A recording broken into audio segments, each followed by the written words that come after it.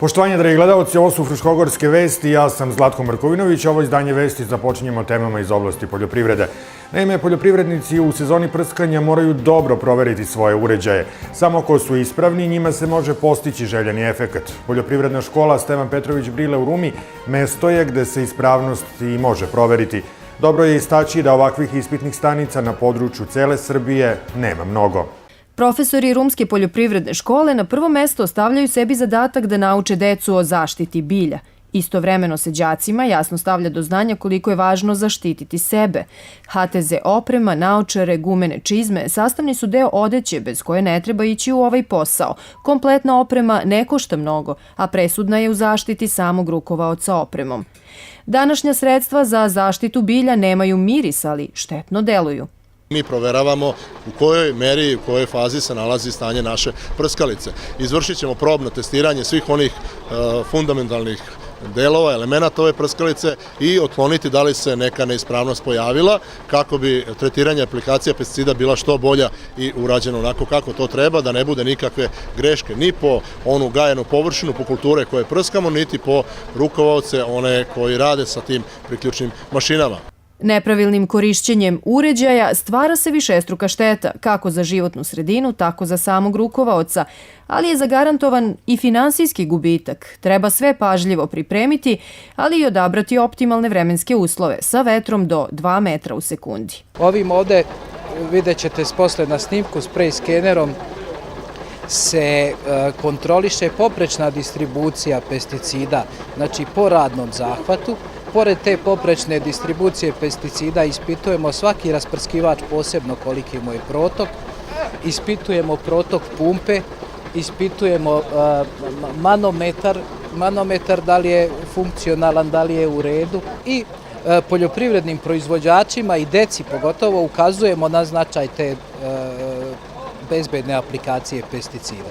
Prskalica nigde ne sme da curi, jer ako je na jednom mestu veći protok, veća je i zatrovanost na tom redu.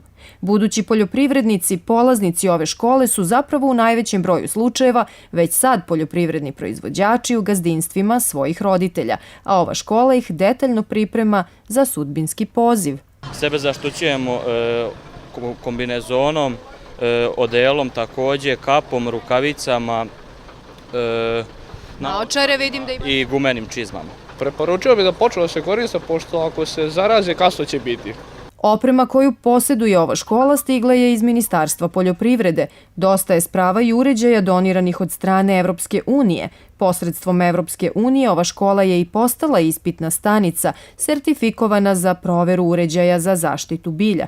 Proizvođači se mogu obratiti upravi škole ukoliko žele potpunu ispravnost i bezbednost prilikom obavljanja posla, kao i ukoliko žele bilo koju vrstu saveta.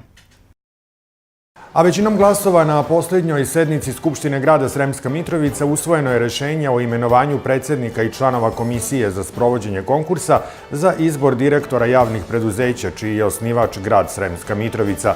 Za predsjednika komisije imenovana je Vera Nikolić, diplomirani pravnik iz Mačvanske Mitrovice, a za članove diplomirani pravnici Danijela Međedović i Aleksandra Pavlović iz Sremske Mitrovice, Jelena Radosavljević, pravnik iz Novog Sada i Vitomir Obrenčević, pravnik iz Mačvanske Mitrovice. Ponovo se selimo u Rumu. Javno preduzeće Komunalac u Rumi nastavlja sa nabavkom nove mehanizacije. Ovoga puta u pitanju je autosmećar. Njegovom nabavkom biće unapređeno i poboljšano odnošenje smeća, kažu u Komunalcu. U posljednje 2 godine ovo je drugi novi kamion u voznom parku javnog preduzeća Komunalac u Rumi. Investicija vredna 24 miliona dinara omogućit će lakše i brže odnošenje smeća sa područja cele rumske opštine. Ruma se ovim svrstala u veoma mali broj gradova u Srbiji, čija komunalna preduzeća koriste ovakav autosmećar. Jedan od najmodernijih kamiona trenutno koji se mogli uzeti na tržištu, ono što je opredjelilo nas ovaj kamion jeste njegova kubikaža koja je u sabijenom stanju 24 kubika smeća. Učešće Komunalca u ovoj investiciji je 42, skoro 43%, ostatak je uzet na leasing. Mi smo obezbedili sredstva i za pokrivanje rata leasinga, tako da i dalje ulažemo u što bolji kvalitet odvoza smeća sa teritorije opštine Rume, postoji da mi odvozimo sa svih seoskih mjesnih zajednica i ovaj kamion će nam prvenstveno služiti za veće seoske sredine. U razgovoru sa predstavnicima javnog preduzeća Komunalac, predsjednik opštine Ruma Slađan Mančić je istakao da je zadovoljan radom tog preduzeća, imajući u vidu činjenicu da pokrivaju veoma veliko područje, posebno kada je odnošenje smeća u pitanju. Kupovinom novog kamiona ostvarit će se brojne uštede, a lokalna samouprava će i dalje pomagati ovo javno preduzeće. Ono što je sa naše strane najveća pomoć u svemu tome, to je što bukvalno plaćamo fakturu dan za danom. Znači, apsolutno u ovom momentu ne dugujemo ni komunalcu, niti bilo kom javnom preduzeću, niti jedan jedini dinar. Po završenom poslu fakturišu se radovi, mi to odmah servisiramo, odnosno dajemo na plaćanje i apsolutno smo njima omogućili da uz neki savjestan rad rade na ovaj način i po ovom principu, evo, ovo je, čini mi se, drugi kamion za kratko vreme, 2 godine, drugi autosmećar, nov autosmećar koji Komunalac kupuje. Znači, stvorili smo im takvu klimu da mogu da raspolažu sa svojim sredstvima i da mogu da ulažu u mehanizaciju, a samim ulaganjem u mehanizaciju da dolaze do boljih rezultata na terenu, odnosno da pružaju bolje usluge našim građanima, a to je cilj i nama koji vodimo opštinu, a i njima koji vode Komunalac. Na ovome se neće stati. Planovi javnog preduzeća Komunalac su veoma ambiciozni, pa je u najavi i dalje obnavljanje autoparka i zanavljanje mehanizacije, koja je do pre nekoliko godina u proseku bila stara i do 30 godina. Podsjećamo, poštovani gledaoci, Sergej Četković, sigurno najpopularniji crnogorski pevač i jedan od najboljih u regionu, stiže u Rumu.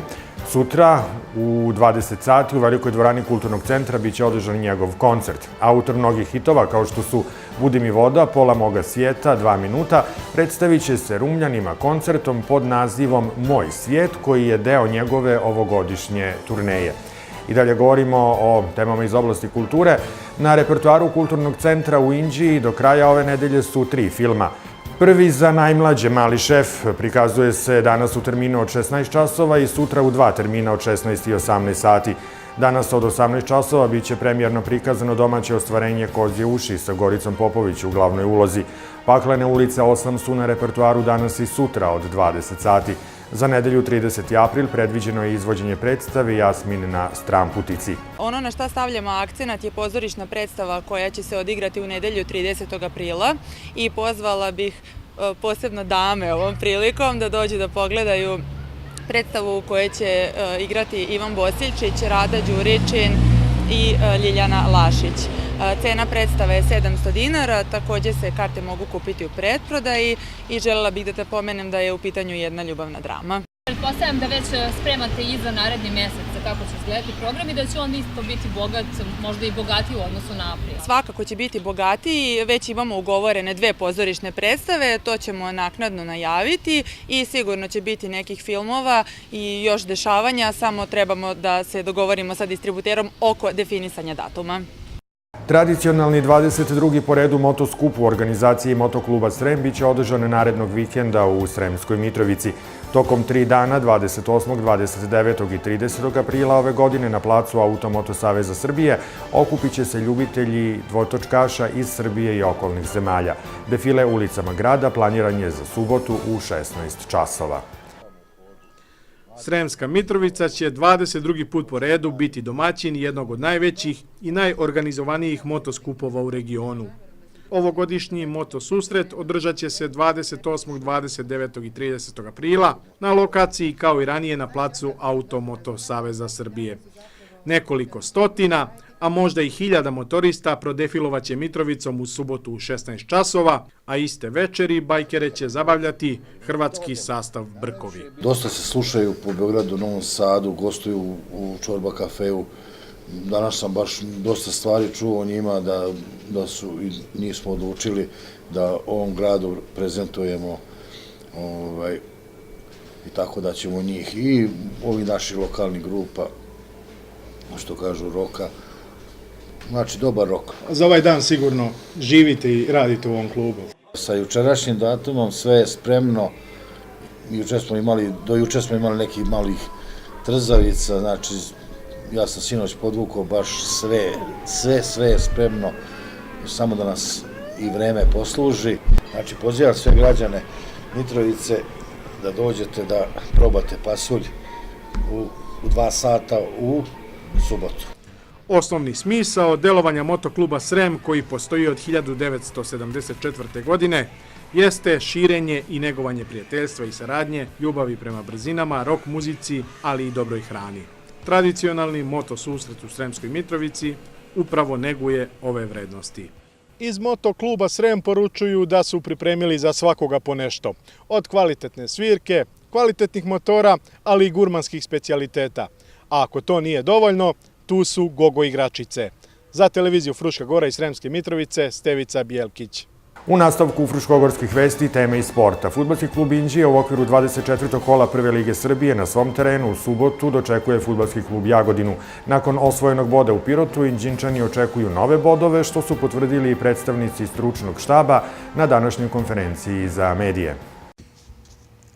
Nakon remija u Pirotu, inđijski zeleno-beli okreću se novom izazovu u vidu ekipe Jagodine. Dva bivša superligaša odmerit će snage u derbiju 24. kola Prve lige Srbije.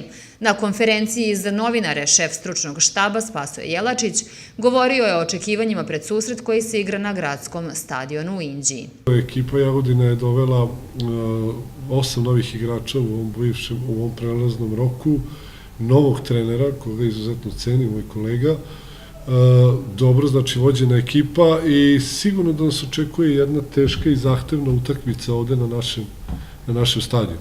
To je novi izazov za nas sve, za moje igrače i za moj stručni štab i mene samog.